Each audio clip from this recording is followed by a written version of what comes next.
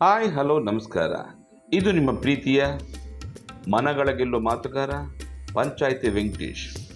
ಈ ದಿನ ನಾನು ಒಬ್ಬ ವ್ಯಕ್ತಿಯನ್ನು ನಿಮಗೆ ಪರಿಚಯಿಸಲು ಇಚ್ಛಿಸುತ್ತೇನೆ. ಅವರ ಹೆಸರು ತಂಬೂರಿ ರಾಮಯ್ಯ. ಇವರು ಬೆಂಗಳೂರು ದಕ್ಷಿಣ ತಾಲೂಕು ಕೆಂಗೇರಿ ಹೋಬಳಿ ಕೆ.ಗೊಳ್ಳಹಳ್ಳಿ ಗ್ರಾಮ ಪಂಚಾಯಿತಿ ವ್ಯಾಪ್ತಿಯ ಕೆಂಚನಪಳ್ಳಿಯ ಗ್ರಾಮದವರು. ಆಧುನಿಕತೆ ಬೆಳೆದಂತೆಲ್ಲ ನಮ್ಮ ಸಂಸ್ಕೃತಿ ಅವನತಿಯತ್ತ ಸಾಗ್ತಾ ಇದೆ. ಜನಪದ ಕಲೆಗಳು ನಶಿಸಿ ಹೋಗ್ತಾ ಇದೆ.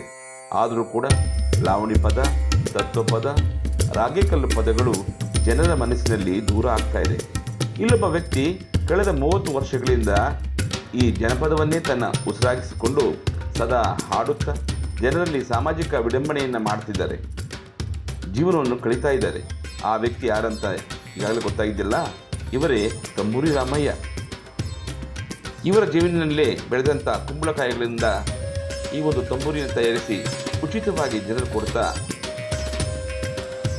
ಇಡೀ ಊರಿನ ಯುವಕರನ್ನು ಸೇರಿಸಿಕೊಂಡು ಈ ಲಾವಣಿ ಪದಗಳನ್ನು, ತತ್ವಪದಗಳನ್ನು ಹಾಡ್ತಾ ಹಳೆಯ ಸಂಸ್ಕೃತಿಯಾದಂಥ ಈ ನಮ್ಮ ಜನಪದ ಕಲೆಯನ್ನು ಉಳಿಸುವಂಥ ದಾಪಕಾಲ ಹಾಕಿ ಊರಿಗೆ ಹೋಗಿ ಈ ತಂಬೂರಿ ಮಾಡ್ತಿರ್ತಕ್ಕಂಥ ಈ ವ್ಯಕ್ತಿಗೆ ಸಲಾಂ.